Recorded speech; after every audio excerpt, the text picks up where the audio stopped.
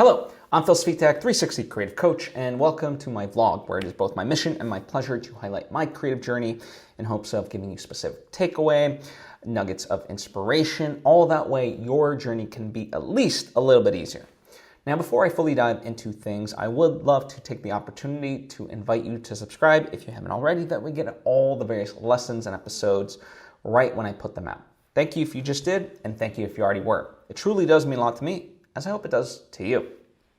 So, this past week has been interesting in terms of the journey, right? So, a big chunk of it was meeting various people and networking with them, right? So, for one reason or another, I'm not quite sure, but because maybe I assume I've applied to the Cannes Film Festival in the past, all of a sudden these people that will be attending the Cannes Film Festival have been reaching out and, asking me, will I be there, if I'd like to meet up, and so forth. Some range from like producers to musicians to financiers and so forth. And it's very interesting because I've never been to the Cannes Film Festival. All I've ever done is applied to it.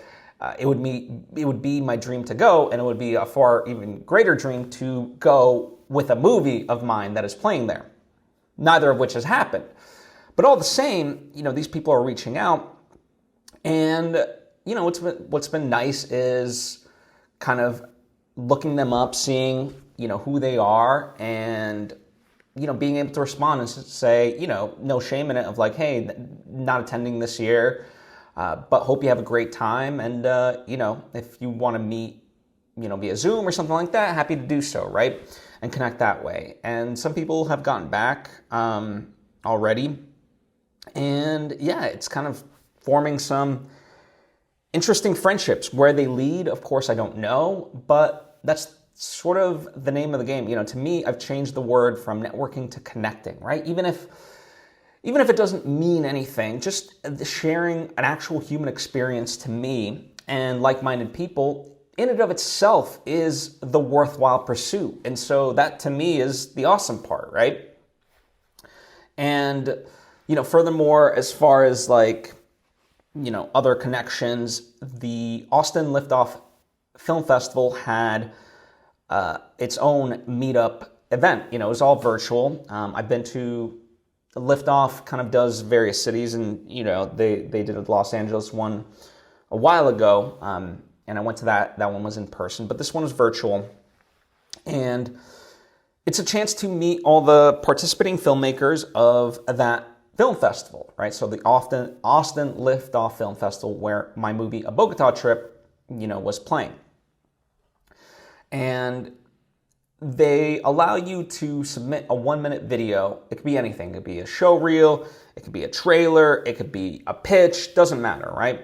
And so last time, the one that took place in LA, I did a 1-minute version of A Bogota Trip, the trailer for the movie that was playing.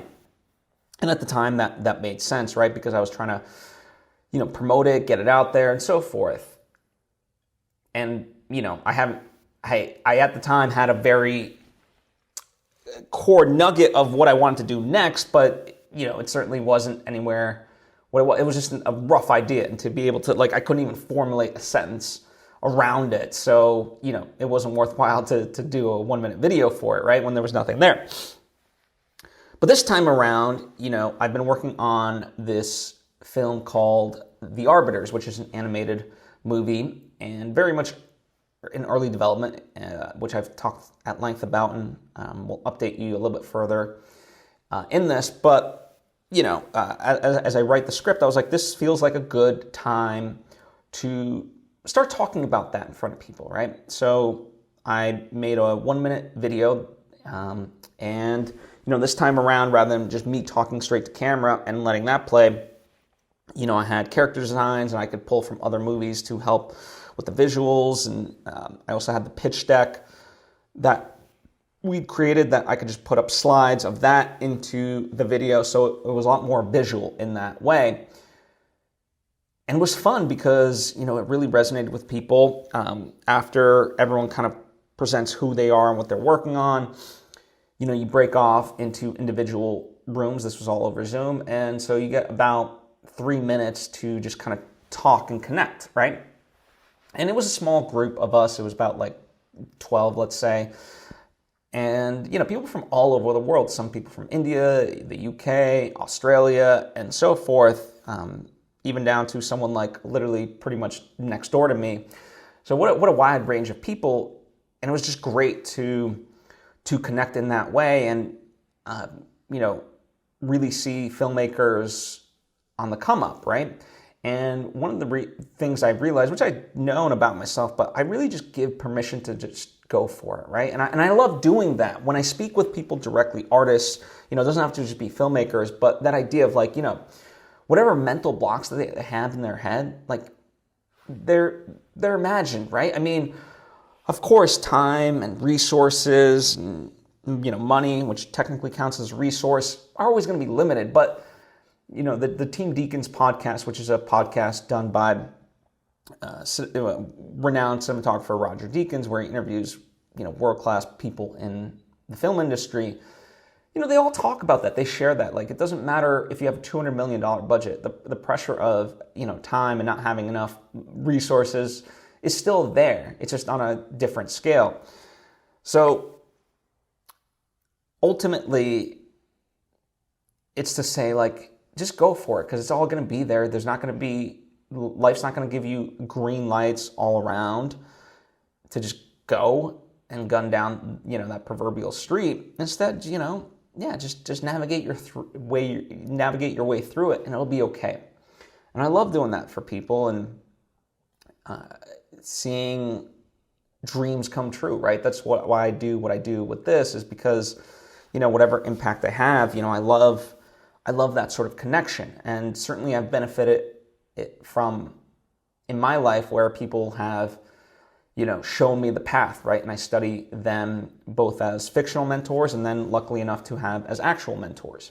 And in fact, a funny thing, recently I listened to Derek Sivers on Tim Ferriss's show, and it was I believe his second appearance, and it's been like 7 years since last time he was a guest. And though they're close friends, it's been a while. And I remember the first interview having such a huge impact on me. And so when I saw that, like, Derek was a guest on Tim Ferriss's show, like, there's some episodes just for time, like, I don't get to listen to every episode of every podcast I want to. And so I'm a little bit, strategic in that way. But when I saw Derek's name, I was like, I have to listen to this. And at the end of that episode, he says, like, hey, if you found this interesting, like, reach out to me, email me, and I'd love to connect. I was like, okay, cool. Yeah, I mean, he seems genuine. Whether he responds or not, I don't know. And I didn't want to, like, have any asks. So, like, literally what I did was I emailed him and I said, I remember your appearance, from 7 years ago, and those lessons really resonated and helped me out a lot. And I can't wait to see how the lessons, from this more recent podcast will reverberate, in my life. But I'm excited, and I took meticulous notes and so forth. And he sent me a response. I wasn't expecting it necessarily, but he did, and he actually took a look at my website. He said that, he thought what I was doing was very cool, and that he missed LA. And it was just nice, Literally, this email came in, about an hour or so ago, and it's wonderful, right? To just be able to connect on that level and not have it be anything beyond just like, hey, like, you are doing something awesome. You inspire me. And, like, even if we don't interact, like, just continue what you're doing, because the effects of it are felt somehow, right? That to me is awesome. So, yeah, it's been a lot of connecting with people and, moving forward with stuff. One thing also that talk about, like, connecting and having people in your life, there's an actor that I love named Victor Bill. Victor plays the character of Paco in my movie A Bogota Trip. And, he's someone that is finding success lately, and I love to see it. And, he and I also did this short digital film school parody film that I haven't yet put out. And, admittedly, I've been kind of slacking on it. It's not necessarily the most work, but I just knew I needed to like set aside time to do it and so forth. And he asked me about it because he's looking stuff to add to his reel. And I was like, okay, you know what? I haven't done anything with it, but this is a good kick in the ass that I need. So let me start to work on it. And so this past week, I put aside time to just get the cut, right? So, we have everything shot overall, and now it's about just assembling it in terms of the edit. For me, when it comes to editing, I always just go for the story, right? Like let's just lay down everything as intended, and in that way, it's sort of like a documentary feel, right? Where you have what it's about is that it's driven by what he's saying, right? And of course, there's going to be B-roll a lot over it. B-roll being visuals to accompany what he's saying. But let me just get that aspect of it correct, and then we'll worry about that stuff. So that was my primary focus, and selecting the takes that worked the best. And yeah, it was fun to do that and see, like, reinvigorate my passion of why I wanted to create this in the first place, right? And it has no other goal besides just I thought it'd be fun, right? And it still remains fun. The only downside of why I haven't finished it yet is just there's all this other stuff that I'm also working on that I gotta pick and choose my time, right? But certainly this has been on the to-do list, and so I'm glad I was able to move forward with it and taking one step closer to the finish line. Speaking of finish lines, you may remember a couple weeks ago I talked about filming a sizzle reel, almost like a trailer for this project that my friends are pitching. And that was a couple weeks ago, and we've been editing it. And finally, this weekend, they came over Saturday, and we got it to picture lock. So there's still work that remains. It's got to go through sound, meaning the mixing, the sound effects, the music's got to be laid in, and all that stuff. But there's that. There's the color correction, because right now, it's not the final look of the thing.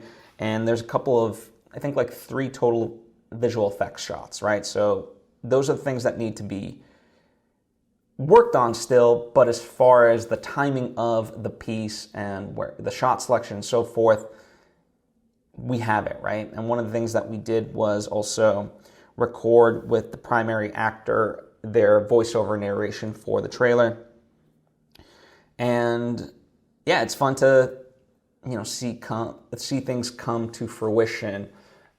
One of my big things is always just I try not to have too many open-ended projects. Essentially, like I try to whenever I'm doing, I try to have just a couple of projects that I know I can handle and devote time. And even now, certainly when I talk about like the digital film school parody, that might be one project too many. And in hindsight, it's one that I should have finished up a lot sooner, but good things got in the way of that, and so it just kind of got pushed to the back burner. But all that to say is I do like to keep a relative small amount of projects that I can actually focus on, as opposed to too many. They kind of say like have a lot of irons in the fire. I don't believe in that necessarily. I mean, I think you need various things, and if you finished up, let's say like a script or a pitch or whatever it is, and now you're just kind of out shopping it, sure, that's a little bit different than actively working on it, but at least like you've completed that aspect of it, right? Like you've written the script or whatever it is, right?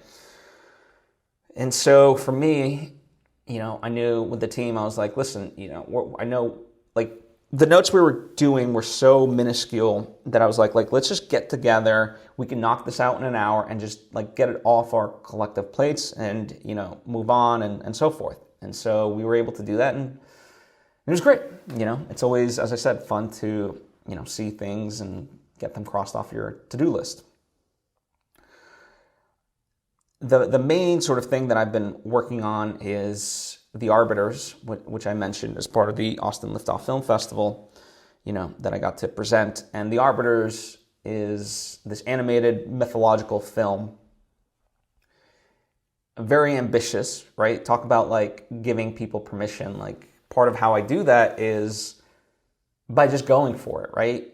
And trying to prove the impossible through the work that I do. And it's funny because, just last night I rewatched A Bogota Trip, my second feature film. And man, am I ever proud of it. Like, I understand that it's not a movie for everybody, but you can't tell me it's a bad movie. I mean, that thing was a miracle. And as I look back on it, what we managed to pull off, I inspire myself in that way, right? Like, wow, holy crap, I galvanized that and collectively we pulled it off, So I'm proud of everyone's effort and I'm proud of myself for taking the leap of faith on myself and trusting that it would all come together, because it didn't always have to. So that's the beautiful part about that. And so The Arbiters, in many ways alleviates some risk, but also, in terms of narrative and so forth, is one of the most ambitious things I'm about to do ever, and certainly after The Arbiters, I'm sure there'll be even more ambitious stuff. But, right now, this is like, wow, this is it. This is as ambitious as it gets. And, my main focus has been working on the script. And, more and more, I've been revising what I had written so far. And it's been going well, but as you kind of start to stack everything up, right? Like, to me, in many ways, it's a lot easier to write the first pages versus the later pages because it all has to interconnect and make sense in threading that needle. But it's enjoyable. And even though I want it to be a little bit further ahead, there's this one action sequence after like the first act ends that kind of is supposed to jolt the audience back into it because there was a big information dump. And so that was exciting to write because, in the first version I had the broad strokes of everything, but now, I could see it all come together of like, okay, I know, X, Y, and Z has to happen, but how does it happen? And why does it happen? And, how are the characters reacting to that and so forth? So that was really great to be able to iron out. And it's been fun, right? And I continue to get character designs from the animators, which is really, really fun. And also just a quick side note, I've been a big advocate of Upwork for a number of years. It's how I find a lot of great talent that way for the various projects. But at a certain point, their fees at the moment are just so high. And so with the animators, I was like, hey, is there another way we could do this? Because, in thinking about it moving forward, like, this is going to essentially add like 30% to my budget just in fees alone. Like, if anything, I'd rather give you that money. And so, they were like, same thing for us. Like, they, like, whatever I pay them, my fees alone aren't enough. Like, they Upwork takes a fee from them just to get that money. So they're also losing money. So it's like, we're both losing essentially a ton because they're not getting paid as much as I theoretically am paying them because, Upwork is taking their fee, but also, whatever I'm paying them, Upwork is adding their fee on top of that. So it's like, whoa. And so, yeah, I just reached out and we're like, yeah, let's take this sort of off of Upwork and, just kind of continue that way. And we can do that because there's a trust that has been developed through Upwork, at this point, we're approaching a year, essentially, of working together. Now that I think about it, holy moly, right? And yeah, that's exciting to know that, that has been developed and that we have such a good working relationship and we have that trust where we don't need the intermediary of an Upwork to essentially conflict resolve because, there's a trust there and we'll figure it out together. I trust them to deliver the work that they say they're going to deliver and they trust that I will pay them because, I do and have been. So yeah, that's kind of where we're at with that stuff. Couple of so that's kind of the overall updates as far as the creative stuff. I want to talk about sort of the general thoughts that I think would be helpful, or at least there's stuff that I've been thinking about, and perhaps it resonates, perhaps it's stuff that you've thought about. But one such thing, talking about something that has benefited me specifically with like Derek Sivers, on the latest Tim Ferriss episode, he talked about this idea of journaling. And certainly that's not a new notion. Certainly I've talked about it a lot, and it's not like this revelatory thing for me. Many people talk about the benefits of journaling. But he gives it a purpose in the sense that he writes down his thoughts and he tries to identify negative beliefs. And by doing so, he starts to question, okay, so that's the negative belief. Well, what's a belief that I would want to believe that is, for lack of a better term, opposite of that? And he writes that down, right? He explores all the various options and he's like, it's almost like trying on shoes. Which belief would I rather believe? Because what he then does with that is he lets his confirmation bias go to town and he finds evidence to support that belief. And by finding that evidence to support the belief he'd rather have versus the negative belief, he's like, well, clearly there's evidence why I should believe this, so let me believe that instead of the negative belief. And it's very parallel to the work of Byron Katie, for sure, just in a kind of slightly nuanced, different way. And at the end of the day, like, when I talk about therapy and self-help and whatever else, it's like, it's no different than art. There's no right path. The right path is one that achieves your results. And I always add the caveat, in a non-toxic, dangerous way to yourself and others, right? And so I thought that'd be worth sharing. Hopefully it helps you. And of course, if you want to hear kind of more about it, you can tune into the Derek Sivers episode on the Tim Ferriss show.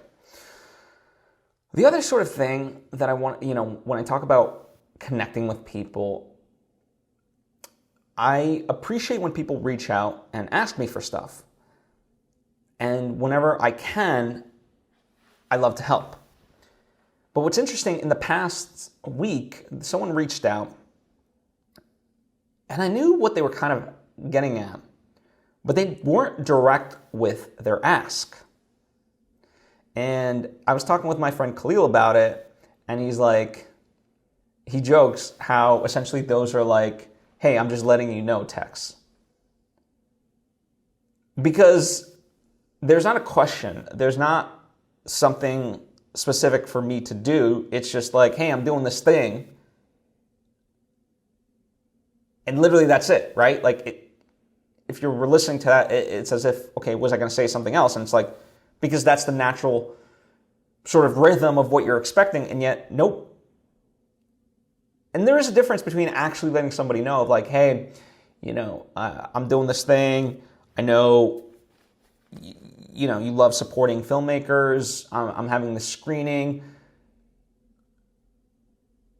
Or whatever, right? Just like, I love when people update me on what they're doing, even if like they're not asking for help. Like, just to be in the know is cool. But this wasn't it, right? You can tell the difference.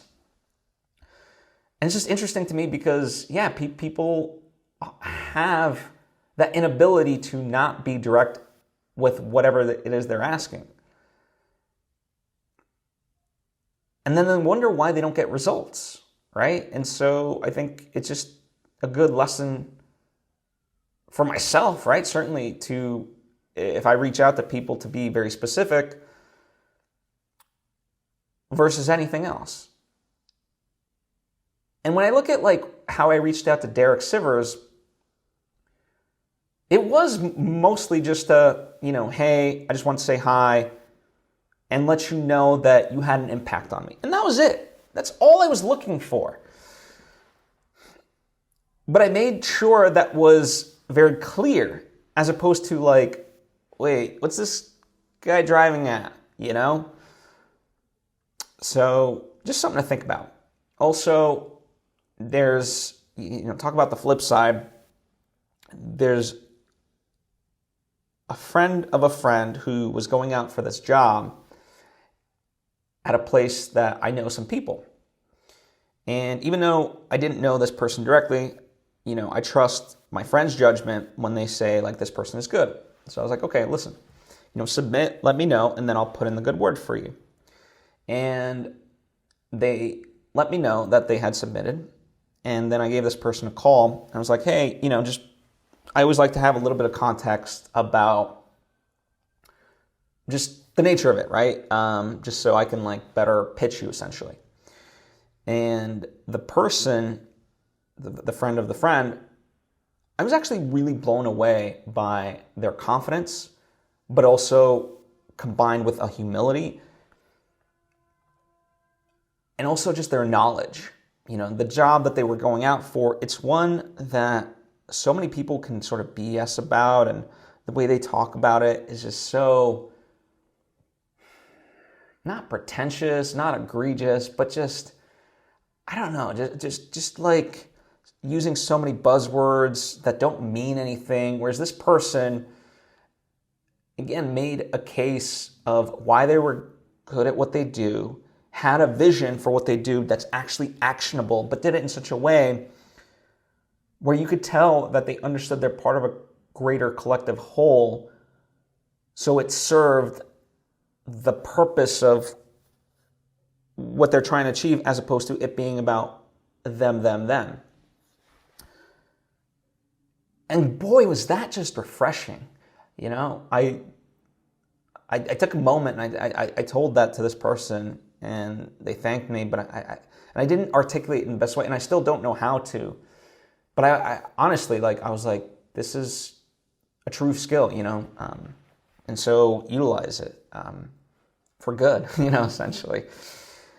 And I think that's the part about LA.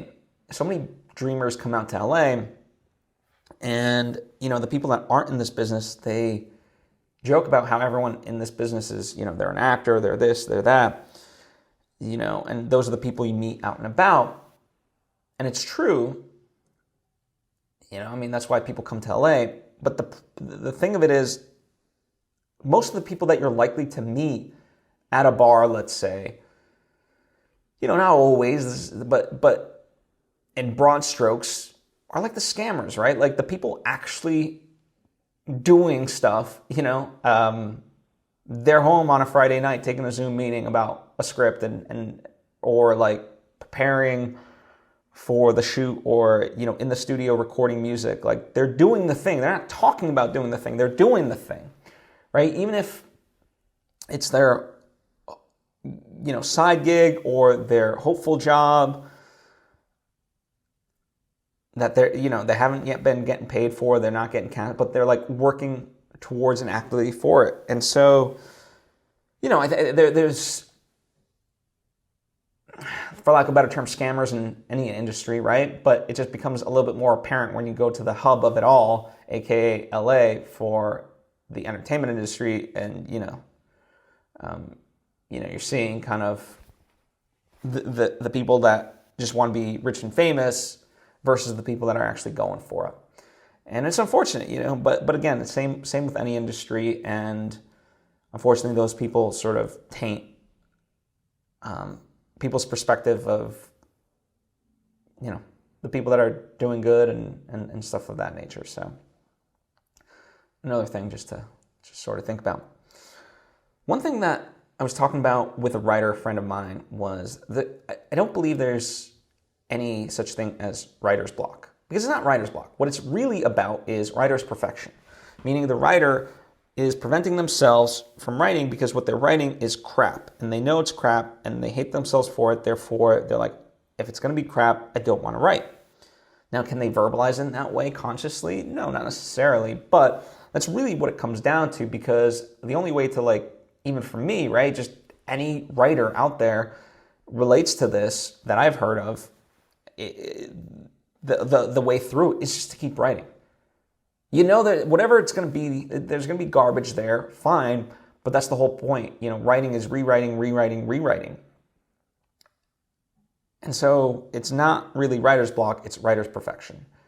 Just get crap ideas down on the page. That's what happened with me and has been happening with me in terms of the Arbiter script, right? I'd gotten to page 70 of this script, but I was going through it, and the whole point was just to flesh out the ideas from the outline even further.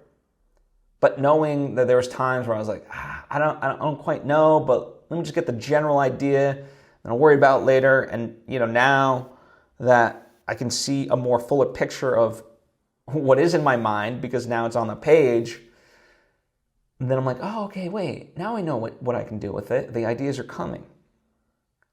That's how it works.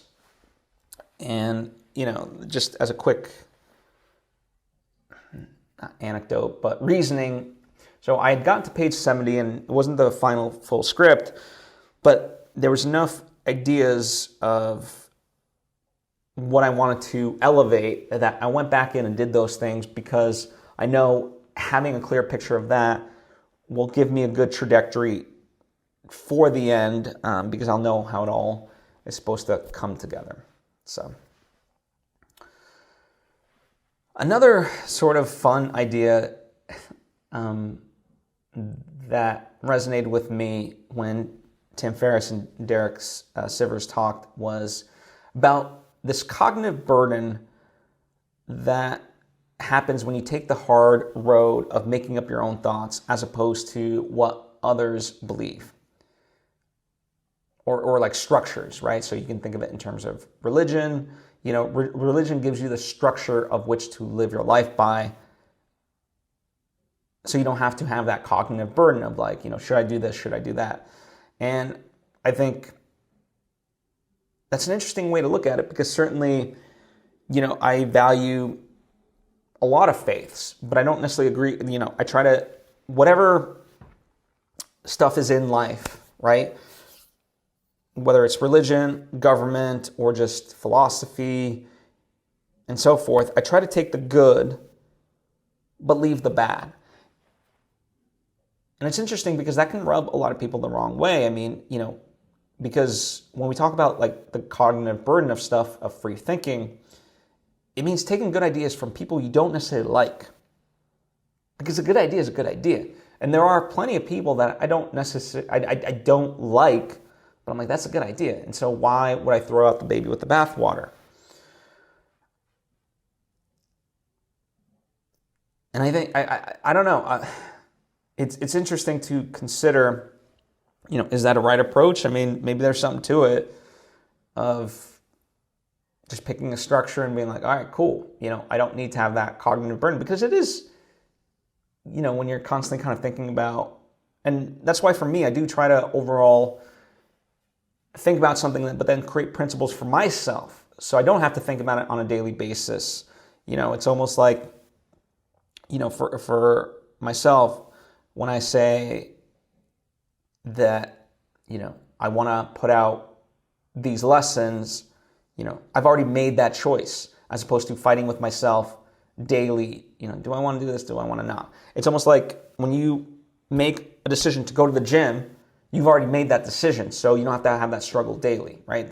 That's what my aim with a lot of this stuff is. But still, to do it in a thoughtful way for myself, rather than just accept things as they are. And that's why I go to therapy, is to question my own beliefs, and really see what are the limiting thoughts in my brain that prevent me from being the best version of myself that I can be. And in fact, this past week was a big session for me. A lot of interesting stuff came up. The author of Love and Math, one time on stage, he talked about how, the culmination of the work that you're seeing is not done by him, but, by the child he left on the battlefield of life. And so it was posed to me in therapy, what is the child that you left on the battlefield of life? And the answer that came up was the enlightened me. And boy, all of a sudden, when that kind of came up, so many things clicked and were essentially righted, It was really beautiful. And when I think about therapy,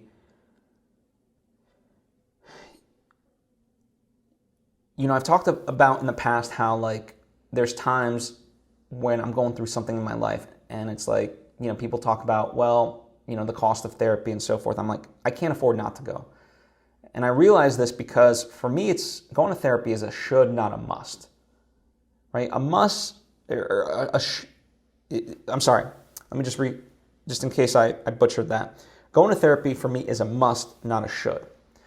So there's things we have in all of our lives that we know would be beneficial to us, we would like to do, we know we should do, but it's not yet a must. It's not imperative, and so we don't do it. For a lot of people, I realize therapy is one of those things. It's it would be nice to be happier, but for them, for whatever reason, it's a should, not a must. For me, it's a must. And that was kind of a very eye-opening aspect to it, because I am someone who believes everyone, when I recommend therapy to people, they're like, oh, am I that crazy? I'm like, no, you're just human. And everyone benefits from therapy. Everyone should go to therapy. But there's that word, should. I think people should go to therapy. But whether they will is up to them. It's just interesting to note that distinction. So that's kind of what I've been up to.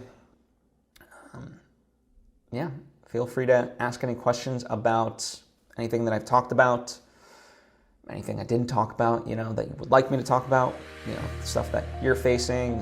If I can answer, I certainly will. And to that effect, if you appreciate what I do and think I might be of benefit to you, well, feel free to sign up for my Patreon page. It's $10 a month. There's just one tier, and it allows us to interact more directly, where I can help navigate you in that way. So, if that sounds great, then awesome, but if it is a financial burden anyway, then don't do it. Anyway, thank you so much again for taking the time to tune in. I appreciate you and hope to see you next time.